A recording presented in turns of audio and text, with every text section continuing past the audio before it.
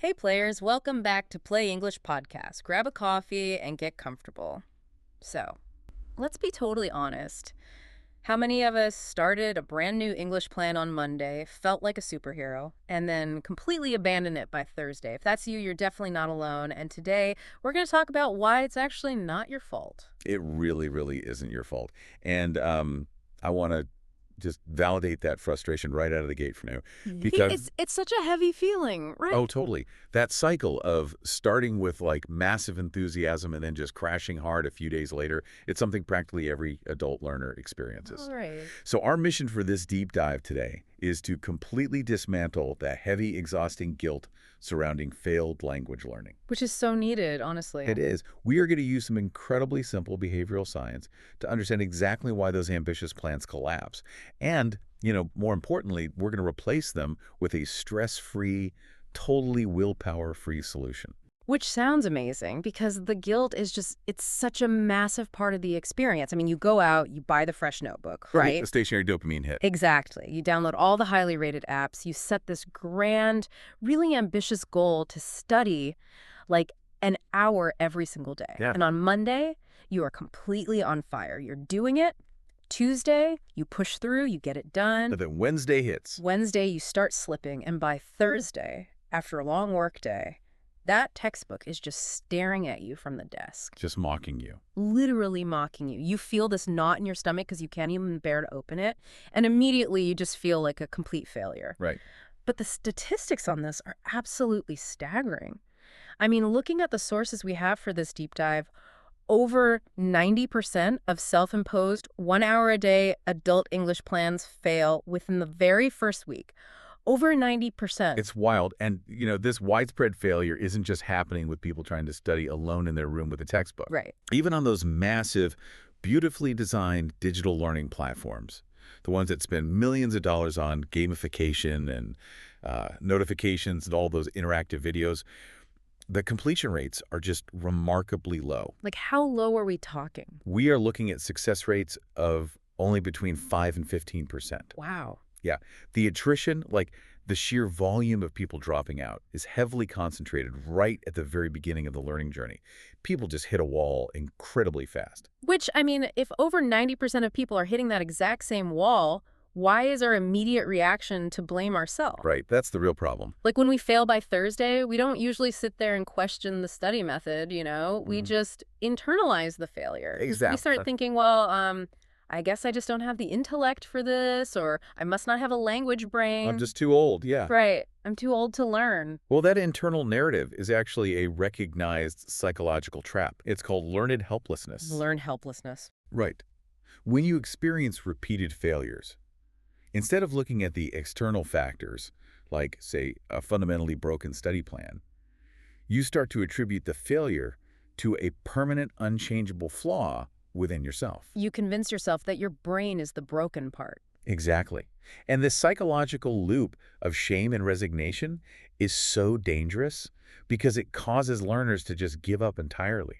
The chronic anxiety of this recurring failure literally trains you to avoid trying again, even when success is actually highly achievable. Because you're just protecting yourself. Right, you disengage to protect yourself from feeling that guilt all over again. I mean, we really need to flip that narrative. It's like, okay, think about it like this.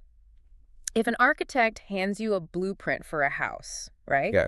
And the blueprint has the roof resting on the ground and the foundation floating up in the sky. That's a terrible house. Right. You wouldn't be surprised when the house collapses. And when it does collapse, you wouldn't stand in the rubble and say, wow, I guess I'm just genetically incapable of living indoors. Right, exactly. You would look at the architect and say, this was a terrible blueprint. Our brains aren't broken. The standard 1 hour a day study plan is just a completely upside down blueprint for a working adult. That is an incredibly helpful framework because the standard blueprint relies entirely on a resource that adults simply do not have enough of by the end of the day. Which is? Active willpower. Which brings up a really crucial concept from our deep dive.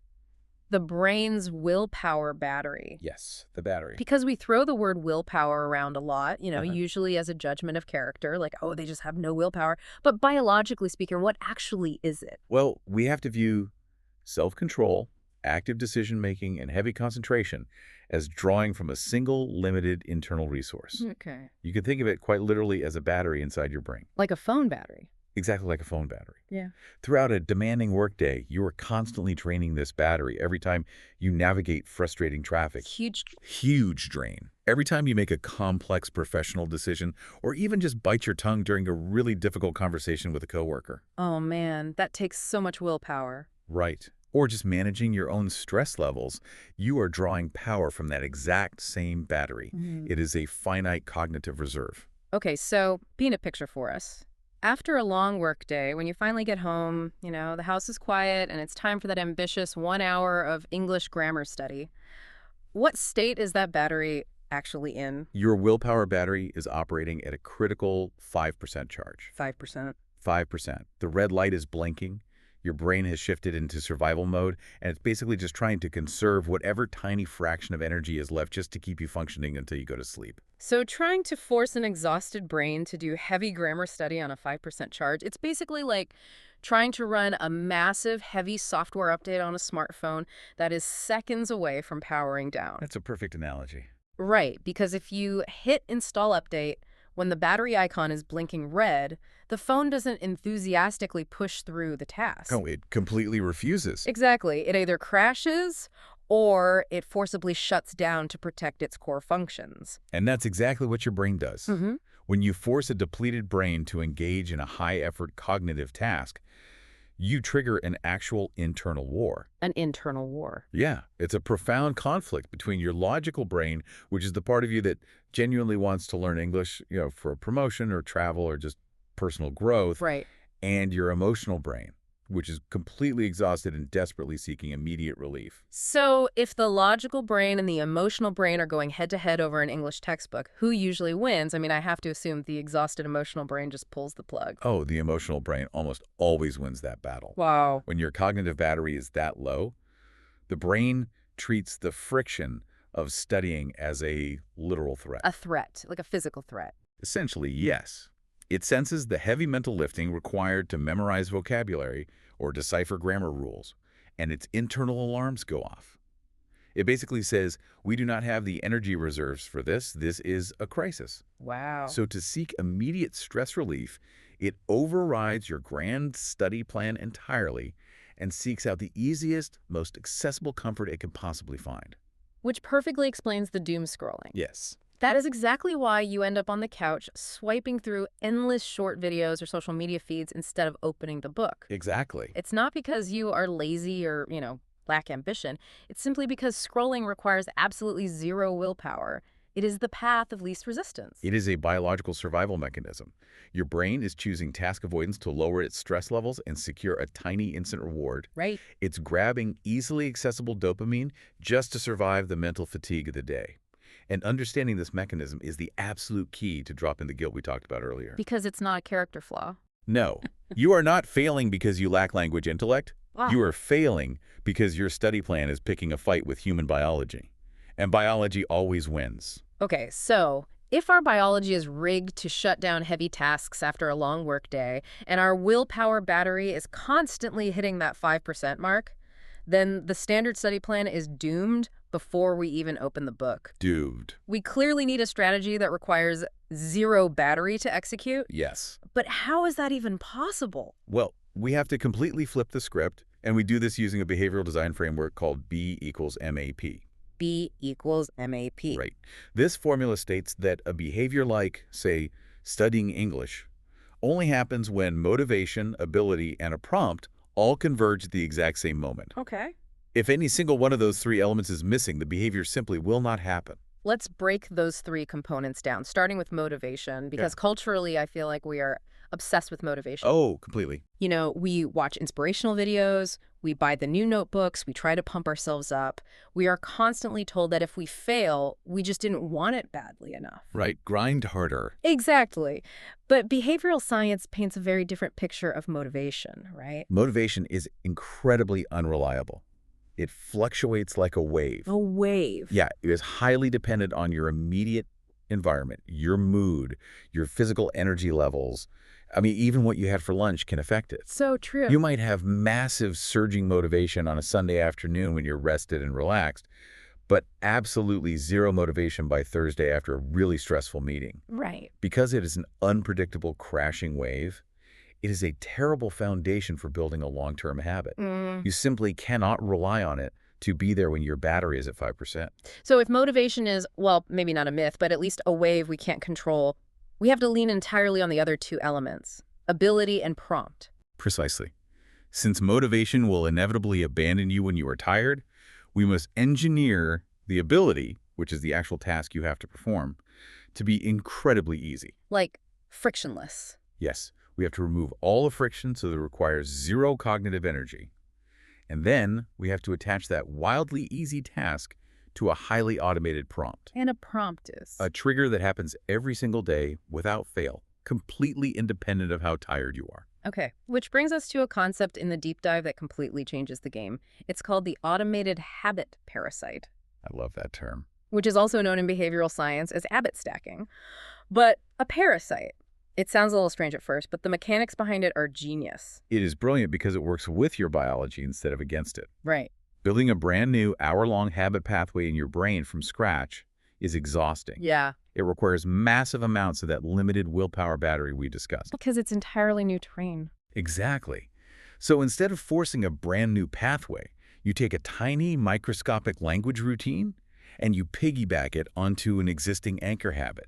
An anchor habit being something we already do on autopilot. Yes. Something that is so hardwired into our daily routine that we do it without thinking, requiring zero willpower. Right. Think about the routines you perform every single day without fail.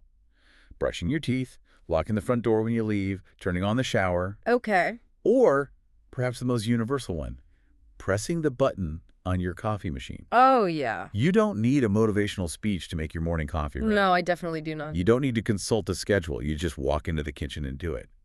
The physical action of pressing that button is highly automated. Wait, so instead of trying to build a whole new habit, it's like catching a ride on a train that's already moving. Yes. Because trying to build a new study habit from scratch is like trying to chop down trees, lay down heavy steel train tracks, and build your own locomotive by yourself in the wilderness. Which is exhausting. Completely exhausting, and you'll probably give up after a few days.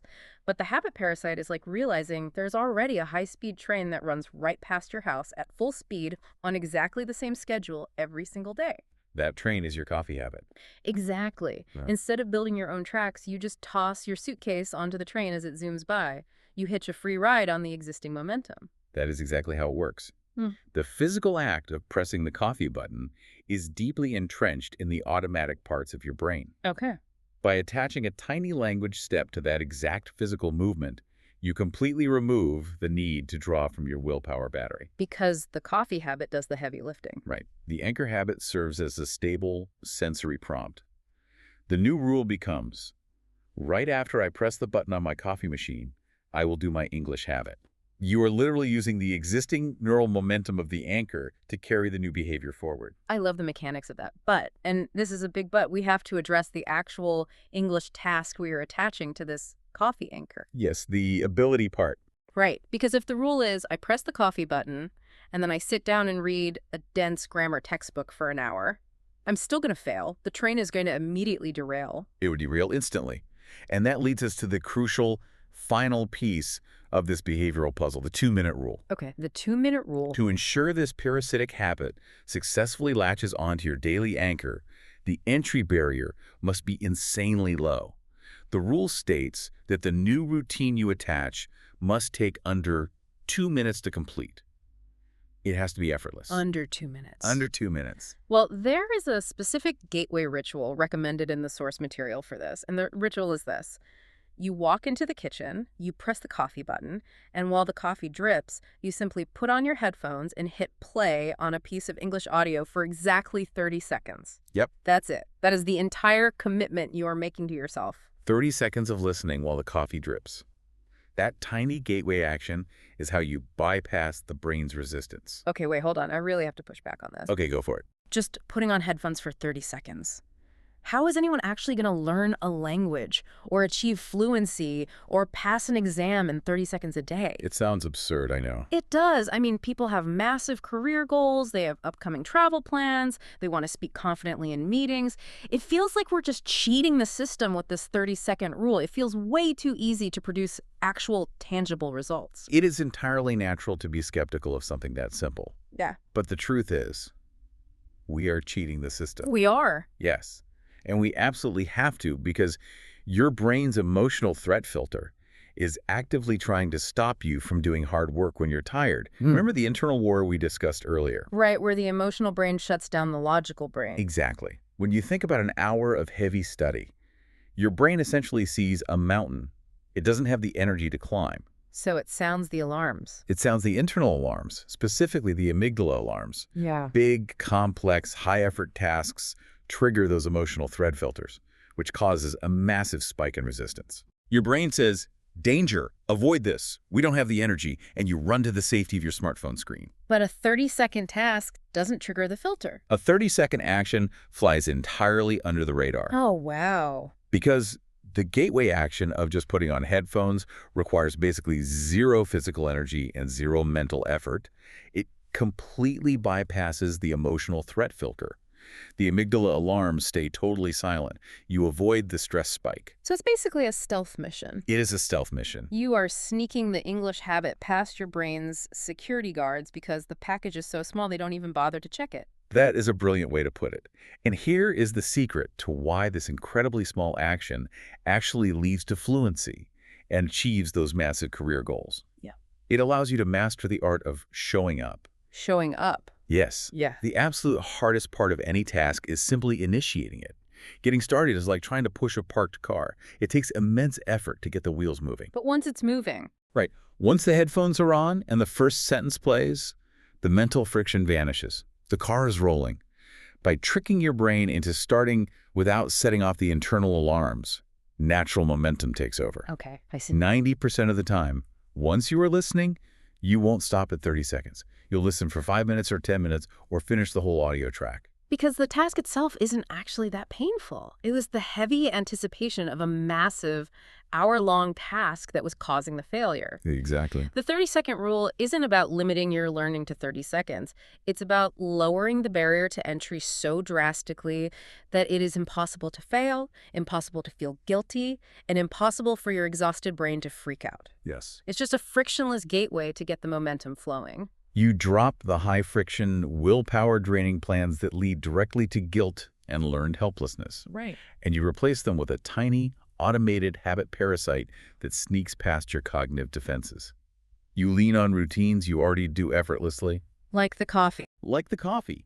That is the biological secret to building a durable, long-term learning routine that survives even your most exhausting workdays. This completely changes the landscape of how we approach our goals. I mean, it takes all the heavy pressure off. It really does. You don't need a perfectly color-coded schedule. You don't need endless reserves of energy after a long workday. And you definitely don't need to carry that burden of guilt anymore. You just need your coffee machine, your headphones, and 30 seconds of stealthy momentum. That's all it takes. Before we wrap up, I want to leave you with a final thought to mull over. If this habit parasite works so perfectly for language learning by sneaking past your brain's alarms, what other tiny positive parasites could you attach to your daily coffee routine tomorrow? I love that. Anyway, that's it for today's episode. If this resonated with your own language journey, please make sure to like, subscribe, and hit that notification bell. We'd love to know, what's that one English plan you started but abandoned by Thursday? Drop it in the comments below. Until next time. And remember, just hit play and learn. Bye, players. Bye, players.